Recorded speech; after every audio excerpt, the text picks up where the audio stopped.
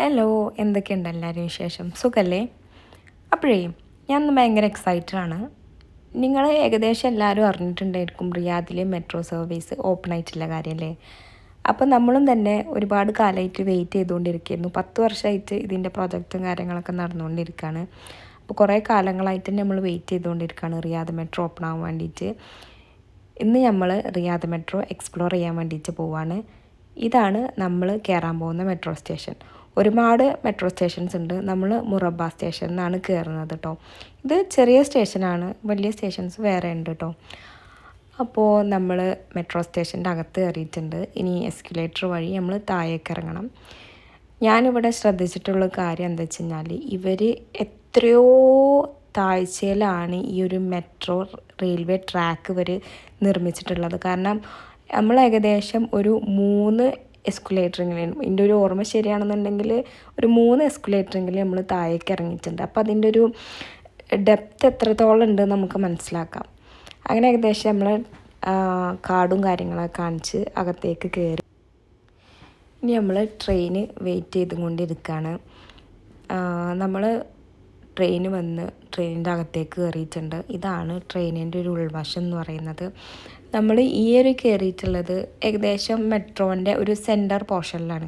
അതുകൊണ്ട് തന്നെ ഇവിടുന്ന് വ്യൂസും കാര്യങ്ങളൊക്കെ കാണാൻ ഭംഗിയുണ്ടായിരുന്നു. പക്ഷേ എനിക്ക് ഒന്നെങ്കിൽ എൻഡിലോ അല്ലെങ്കിൽ സ്റ്റാർട്ടിങ്ങിലോ കയറണമെന്നായിരുന്നു ആഗ്രഹം. പക്ഷേ നമ്മൾ ഫസ്റ്റ് കയറിയത് തന്നെ ഒരു മിഡിൽ പോർഷനിലാണ്. എന്നാലും കുഴപ്പവും കാര്യങ്ങളൊന്നും ഉണ്ടായിരുന്നില്ല. പിന്നെ വലിയ തിരക്കും കാര്യങ്ങളൊന്നുമില്ല. കാരണം ആ സ്റ്റാർട്ടിങ് മെട്രോ സർവീസ് സ്റ്റാർട്ട് ചെയ്യണമെന്ന് ഭയങ്കര റഷ് ആയിരുന്നു. നമ്മൾ വീഡിയോസിലൊക്കെ കണ്ടിരുന്നു, ഭയങ്കര തിരക്കും കാര്യങ്ങളൊക്കെ ആയിരുന്നു. പക്ഷെ ഇപ്പോൾ ഭയങ്കര കാം ആൻഡ് ക്വയറ്റാണ്, ആൾക്കാരൊക്കെ ഭയങ്കര കുറവാണ്.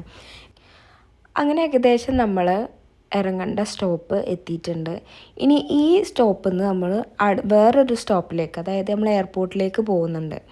നമുക്ക് എയർപോർട്ടിലേക്ക് പോകേണ്ട ഒരു ആവശ്യമുണ്ട്. അതുകൊണ്ട് നമ്മൾ ഇനി ഈ ഒരു സ്റ്റേഷനിൽ, ഈ അടുത്ത് വരുന്ന സ്റ്റേഷനിൽ ഇറങ്ങിയതിന് ശേഷം നേരെ എയർപോർട്ടിൻ്റെ അടുത്തുള്ള മെട്രോ സ്റ്റേഷനിലേക്കാണ് പോകുന്നത്. ഈ ഒരു സ്റ്റേഷൻ അത്യാവശ്യം ഭയങ്കര അടിപൊളിയാണ് കേട്ടോ പുറത്തുനിന്ന് കാണാൻ. പക്ഷേ എനിക്ക് അവിടുന്ന് വീഡിയോസും കാര്യങ്ങളൊന്നും എടുക്കാൻ പറ്റില്ല. കാരണം നമ്മൾ നേരെ സ്റ്റേഷൻ്റെ അകത്തൊക്കെ കയറിയത് പുറത്തുനിന്നുള്ള വ്യൂസൊന്നും കിട്ടിയില്ല. പക്ഷേ ഇത് കണ്ടിട്ടുണ്ട്, പുറത്തുനിന്ന് കണ്ടിട്ടുണ്ടെങ്കിലും ഈ ഒരു വ്ളോഗിൽ എനിക്ക് ഇൻക്ലൂഡ് ചെയ്യിപ്പിക്കാൻ പറ്റില്ല കേട്ടോ. ഇത് ഞാൻ വിചാരിച്ച പോലെ തന്നെ ഫ്രണ്ടിൽ തന്നെ കയറി അത്യാവശ്യം നല്ല വ്യൂസും കാര്യങ്ങളൊക്കെ ആയിരുന്നു കേട്ടോ. നല്ല രീതിക്ക് തന്നെ വെയിലടിക്കണ്ടായിരുന്നു. കാരണം രാവിലെ സമയമാണ്, ഏകദേശം ഒരു 9:30 ഒക്കെ ആവുന്നേ ഉള്ളൂ. ഈ ഒരു വ്യൂ കിട്ടാൻ വേണ്ടിയിട്ടാണ് ഞാൻ ട്രെയിനിൻ്റെ ഫ്രണ്ട് സൈഡിലോ അല്ലെങ്കിൽ ബാക്ക് സൈഡിലോ കയറണം എന്ന് പറഞ്ഞത്. ഇത് ഭയങ്കര അടിപൊളി എക്സ്പീരിയൻസ് ആണ് കേട്ടോ.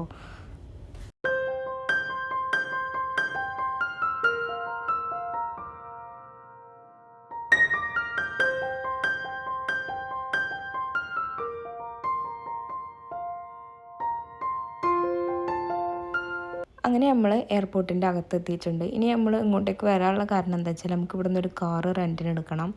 ഇവിടെ 24 hours സർവീസ് അവൈലബിൾ ആയതുകൊണ്ട് തന്നെ നമുക്ക് ഏത് ടൈമിൽ വേണമെങ്കിലും കാറ് പിക്കപ്പ് ചെയ്യാനും ഡ്രോപ്പ് ചെയ്യാനും പറ്റും. 24 hours നമുക്ക് യൂസ് ആക്കാം. അപ്പോൾ നമ്മൾ ഇവിടെ നിന്നാണ് കാറ് ഓൾമോസ്റ്റ് റെൻറ്റിന് എടുക്കൽ, എയർപോർട്ടിൽ നിന്നാണ്. നമ്മളിന്ന് കാർ എടുക്കാൻ കാരണം എന്താ വെച്ച് കഴിഞ്ഞാൽ നമ്മളെ കൂടെ വേറൊരു ടീമും കൂടി ഉണ്ട്. അപ്പോൾ അവർക്കിന്ന് വർക്കും കാര്യങ്ങളുണ്ട്. ഫാസിക്കാക്ക് ഓഫാണ്. അതുകൊണ്ട് തന്നെ നമുക്ക് കറങ്ങാൻ വേണ്ടിയിട്ടാണ് നമ്മൾ കാർ റെൻറ്റിന് എടുത്തിട്ടുള്ളത്. നമ്മൾ ഫസ്റ്റ് എടുത്തിട്ടുള്ള കാറ് ഇന്ന് അവർക്ക് കൊടുക്കുക ചെയ്തത്.